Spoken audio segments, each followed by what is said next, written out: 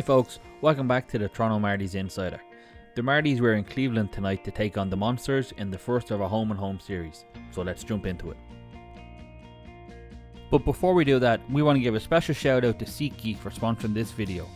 SeatGeek is the best place to go if you're looking for tickets to a sporting event, concert or a live show. Click the link below and use code Toronto Marlies Insider, all one word, to get $20 off your first purchase. SeatGeek will let you know if the tickets you want are a good value or not with their 1 to 10 rating system to ensure you always get the best bang for your buck. So make sure you check them out and use the promo code Toronto Marlies Insider to save $20. The first period was a timid affair and ended 0-0 with the Marlies outshooting the Monsters 12-5.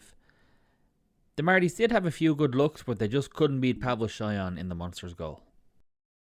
The Marlies took the lead in the second on the power play thanks to our road superstar Dmitry Ovchinnikov. I don't know what it is that makes me feel like this. I don't know who you are, but you must be some kind of superstar. 'Cause you got all eyes on you no matter where you are. You just make me wanna play. They worked the puck up the ice very well, and Dylan Gambrell laid back a nice pass to Chinny, who rifled his shot past Shayan for his 5th goal in just 4 road games. Max Ellis also got the assist. The Monsters tied things up with just over 8 minutes to go in the period.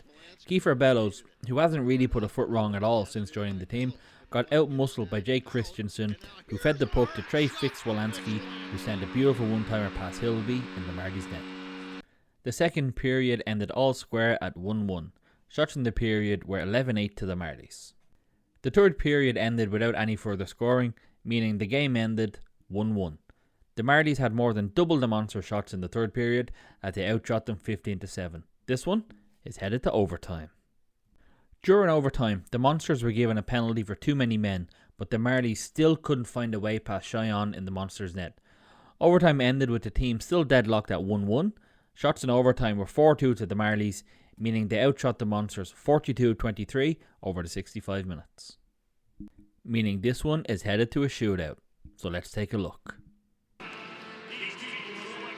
Cleveland and Toronto. Now it's up to Trent Vogelhuber to pick him out. Shayan, space 42. He's turned aside 41. 22, Hildeby is faced. He's turned aside 21. In the shootout, the Monsters have only had one and they've won it. The Marlies have only had one and they've won it. So here we go. Somebody is going out of this one disappointed. Here we go. Ovchinnikov steps out. He will be the first shooter.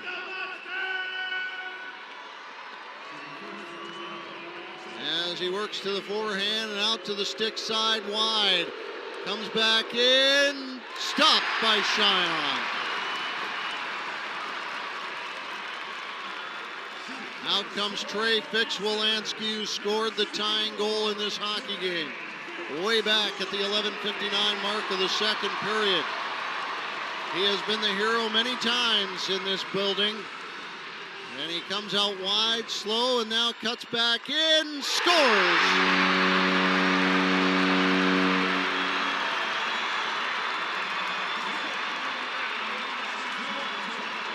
Out comes Logan Shaw.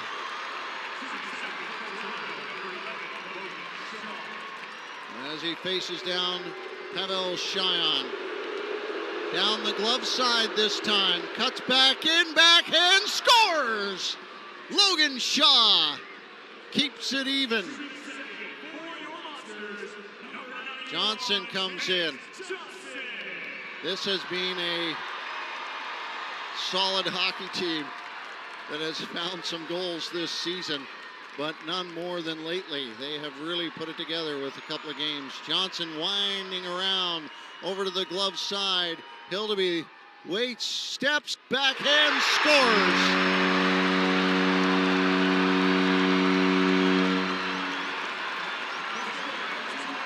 That was the slowest bit of business I've seen.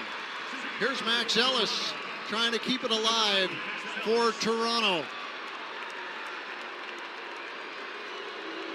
Ellis driving in, hearing it from the crowd. Stick side, cuts back in, stopped by Cheyenne. And the Monsters will win this one. After a very weak showing against the Phantoms in their last outing, it was great to see the Marlies dominate a game. But again, it was our goal scoring which let us down. Having 42 shots on net and outscoring your opponents by 19 shots should mean a victory. But we just couldn't score. We couldn't get the puck over the line. With Alex Steeves and Nick Robertson called up with the Leafs and Bobby McMahon not on the team, it feels like our entire offensive responsibility falls on shoulders of Kiefer Bellows, and he can't be expected to score every single night and bail the team out. This was a very frustrating one, as we always seem to find a way to lose the close games. Anyway, let's hear what Josiah Slavin and head coach John Gruden had to say to Todd after the game. The result not great, but your thoughts on the improvement of play today versus Tuesday? Yeah, I thought we played much better today than we did on Tuesday. We stuck to our game today and was checking hard and turning pucks over, and unfortunate outcome, but I thought we played a lot better.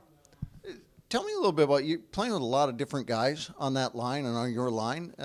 Tell me about, kind of adjusting to all the different players that you've been involved playing with this season. Yeah, it's been a lot of different guys, but at the end of the day, we all play the same way and play the same structure. So I'm just trying to focus on doing my job and not really trying to do other people's job at the same time. So it hasn't been too bad of an adjustment. You guys had some moments there. You hemmed them in. Strong work to keep them in their own zone a couple of different times, more than a couple of different times tonight. What did you feel was going right? I felt like we were just getting pucks back after we were shooting them and just hemming them in their zone, and their goalie was making some great saves. So he had a good game, but I thought we played well. What do you look to do on Sunday? Same team, doing this a lot this season, playing the same team a couple of different times, but what do you look to do to come up with a different result? I think we just got to come out the same way. It's a hard game on the road, and being back at home will be nice, but I think if we come out the same way, we'll get a good result. John, although the result doesn't fall in your favor, do you feel that you improved over last game's effort? Well, I think it was quite evident. I liked pretty much for 60 minutes. I thought we were on top of them. We were eliminating their D are very active, and I thought we did a great job staying above them. A couple loose plays early on, but for the most part, I really liked their game. Thought we deserved better than the outcome.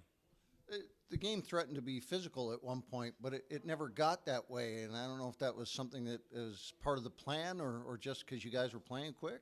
Well, I think we wanted to make sure, again, every guy's not overly, you want to be physical, but just because that's not me, just a body check. I mean, getting above them and taking away time and space, and good players will get frustrated.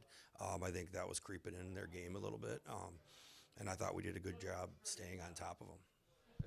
There's a couple of plays that Nick Abruzzese makes that I think responsible is the word to describe it. Just a patience with it. Are you seeing his game come along in that direction? I am completely. I like what he's doing away from the puck. He was player of the week, well deserved. He's a great playmaker, but I like some of the things he's doing defensively with winning wall battles and stopping and starting and facing pucks, and I think that's only going to allow him to have the puck more on his stick. And I like where his game is trending, and again, that's obviously good to see. What do you see in your fourth line? They hemmed him in more than a couple of times. Yeah, I thought they did great. I thought again, it's confidence is a big thing, and when the big guy and Southers and Slavin have, when they're going, they're tough to contain. They skate well for big guys, and then Ovi was buzzing around too. So it was definitely a plus for us to get. I thought we got great, again, point-wise, we didn't get great contributions, but I thought we got great play from all four lines tonight. You look to improve upon the result, obviously, for Sunday, but usually this game goes tomorrow at 4 o'clock. How appreciative are you of the day? Well, I think it's very important, especially that travel, but at the end of the day, hopefully I know we're going to go home, we're going to get some sleep, and then we're going to be prepared. We'll be ready to go on Sunday. The Marlies' next game is at home against the Monsters on Sunday back at the Coliseum. But before that, we want to say thanks again to SeatGeek for sponsoring our post-game recaps this season. Make sure you click the link in the description below and use our promo code to save $20. As always, we hope to see you at the Coliseum, but if not, we'll catch you in the next one.